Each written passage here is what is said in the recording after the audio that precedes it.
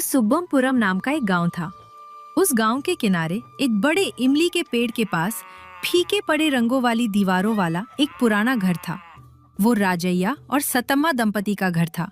गांव में सबसे ज्यादा अनाज राजैया ही उगाता था। फिर भी उस घर में दिया जलाने के लिए भी सतम्मा तड़प उठती थी। राजैया के पास धन की कमी नहीं थी, लेकिन मन की कमी थी। वो एक मशहूर कंजूस था। उसकी पत्नी सतम्मा भी पति के ही जैसी थी। दोनों एक एक रुपया जोड़कर अनाज के भंडार के नीचे पुराने घड़ों में गाड़ देते थे, लेकिन कभी पेट भरकर खाया नहीं, अच्छा पहना नहीं। उनका जीवन ऐसे ही चल रहा था कि एक दिन उनकी शांत कंजूसी में विघ्न आ पड़ा। शाम का समय। सतम्मा घर में दिया जलाना है या नहीं, इसका हिसाब लगा रही है। ए जी, अंधेरा हो रहा है, वो चिमनी जला दूं क्या? अभी क्या अंधेरा हुआ है? अभी तो मुर्गियां भी अपने घोंसले में नहीं लौटी। आकाश में तारे निकलने तक दिए का क्या काम? तेल की बर्बादी।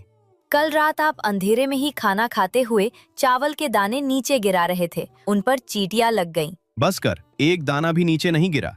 तूने जो मुट्ठी भर परोसा था उसमें से नीचे गिरने के लिए था ही क्या? तू चूल्हे के पास ही बैठ जा। और मेरे काम का क्या? ओ सतम्मा, सतम्मा, घर में ही हो क्या? काम का क्या? ओ सतम्मा, सतम्मा, घर में ही हो क्या? फिर सतम्मा बाहर आके गई। क्या हैरी लच्छवा, ऐसे क्यों चिल्ला रही है? क्या कोई आफत आ गई है? आफत आई है या नहीं पता नहीं, लेकिन तुम्हारे घर रिश्तेदार आ रहे हैं। शहर से तुम्हारा छोटा भाई शिवैया और उसकी पत्नी पार्वती बैलगाड़ी बंधवाकर निकले हैं। अभी बाजार में मिले सुब्बी सेट्टी ने बताया, कल सुबह तक तुम्हारे आंगन में होंगे। ये बात सुनते ही सतम्मा और राजैया दोनों के चेहरे पीले पड़ गए। राजैया के हाथ से हिसाब की किताब फिसलकर नीचे गिर गई। क्या कहा? रिश्तेदार हमारे घर? हाय राम, लच्छवा, सच में वे क्यों आ रहे हैं? अभी फसल कटाई का समय नहीं है, कोई त्योहार नहीं है। मुझे क्या पता, रिश्तेदार आने के लिए भी समय और मुहूर्त चाहिए क्या? तुम्हारा भाई 5 साल बाद आ रहा है, अच्छे से खातिरदारी करना। अच्छा, मुझे खाना बनाना है, मैं चलती हूँ। लच्छवा के जाते ही राजैया और सतम्मा ने दरवाजा धड़ाम से बंद किया और अंदर दौड़े। सत्यानाश! सुना तूने सतम्मा? तेरा भाई आ रहा है। वो अकेला नहीं आ रहा, उस पेटू पत्नी को भी साथ ला रहा है। मेरा भाई कोई पेटू नहीं है जी, लेकिन पार्वती, हाँ, उसे सब तरह के स्वाद चाहिए, शहर की आदतें। अब हम क्या करेंगे? क्या करेंगे? वे कल आएंगे। कम से कम 2 दिन रहे बिना नहीं जाएंगे। मतलब 4 समय का खाना, सुबह नाश्ता, दोपहर को सब्जियां, रात को खीर। हाय, मेरा पैसा, मेरा अनाज। हमने जो नए चावल की बोरी छिपाकर रखी है, उसकी बास उन्हें लग गई तो फिर हमें नहीं छोड़ेंगे। नहीं, ऐसा नहीं होने देंगे। हमें एक नाटक करना होगा। नाटक?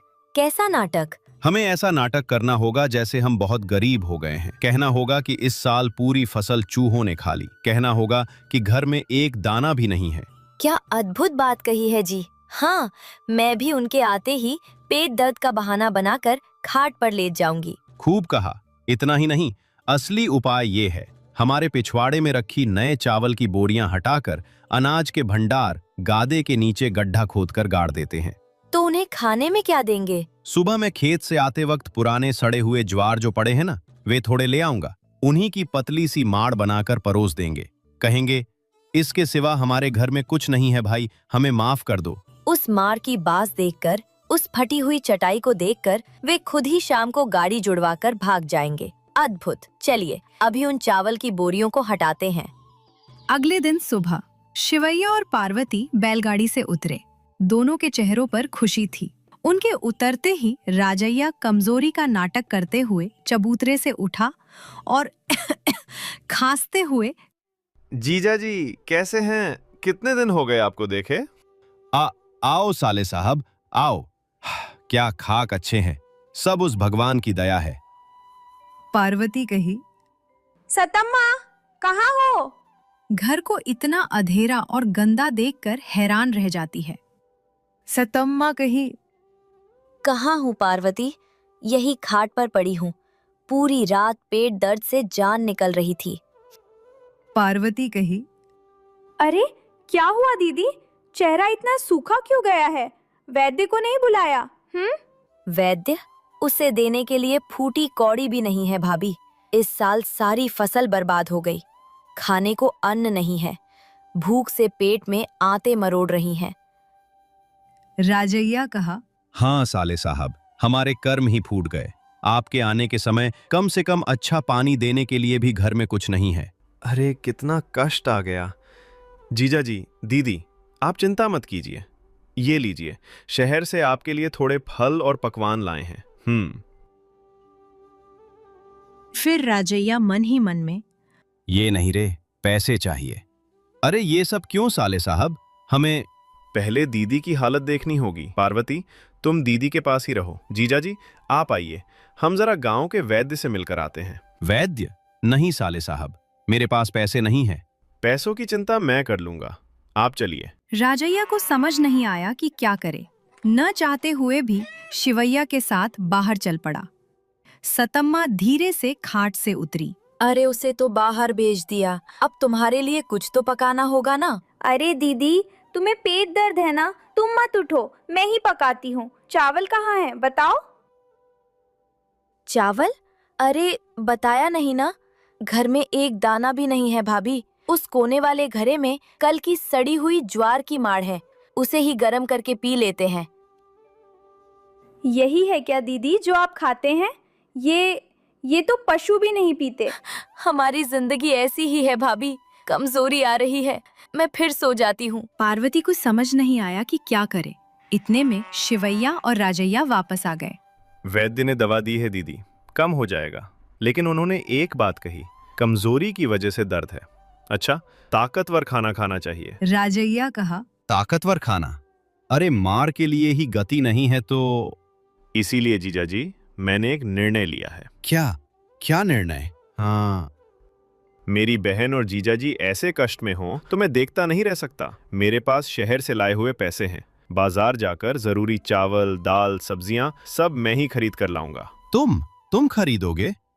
हाँ, इतना ही नहीं, आपकी फसल फिर से आने तक, मतलब कम से कम 6 महीने तक हम यहीं रहकर आपको पलकों पर बिठाकर रखेंगे। ये बात सुनते ही राजैया और सतम्मा दोनों के दिल की धड़कन रुकने जैसी हो गई। शिवैया और पार्वती के बाहर जाते ही राजैया और सतम्मा कमरे में दौड़े। सुना आपने?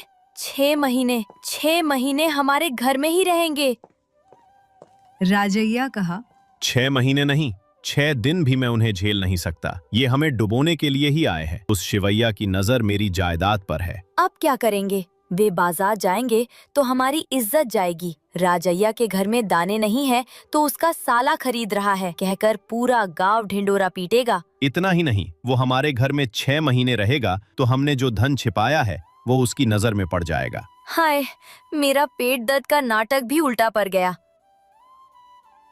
नहीं, एक और रास्ता है। हमने सोचा था वे हमसे गरीब हैं, लेकिन वे हमसे ज्यादा अमीर जैसा व्यवहार कर रहे हैं। हमें साबित करना होगा कि हम उनसे बड़े हैं। हमें कहना होगा कि उनकी मदद की हमें जरूरत नहीं है। मतलब हमें साबित करना होगा कि हम गरीब नहीं हैं। दौड़ो, भंडार के नीचे गाड़ी हुई नई चावल की बोरी बाहर निकालो, मचान पर रखे नए कंबल उतारो, पिछवाड़े से सब्जियां तोड़ लाओ। अद्भुत, उनके पैसे हमें नहीं चाहिए, हम ही उन्हें दावत खिलाते हैं।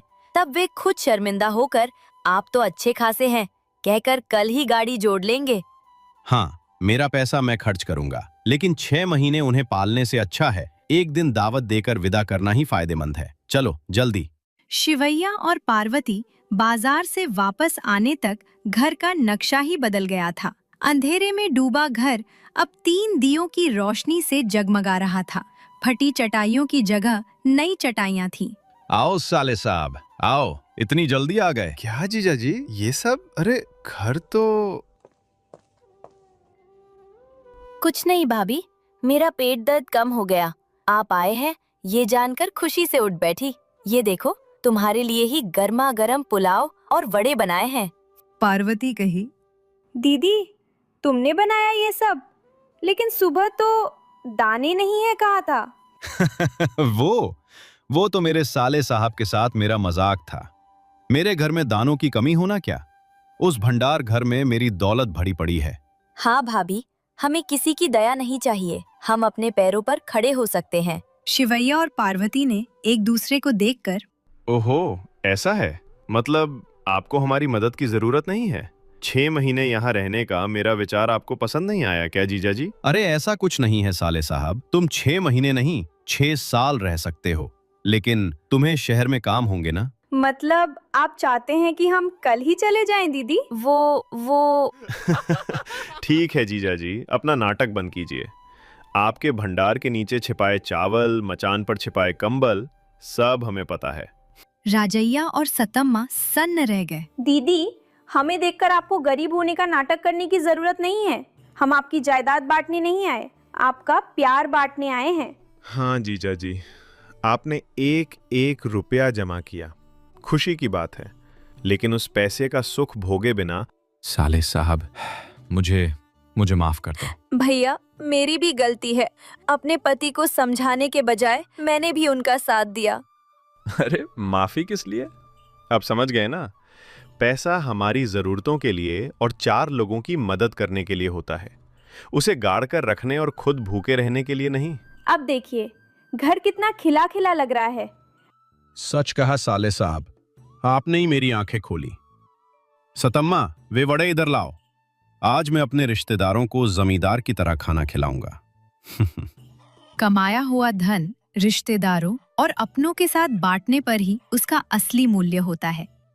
कंजूसी से जमा की गई दौलत मन को शांति नहीं देती, बल्कि बने बनाए रिश्तों को भी दूर कर देती है।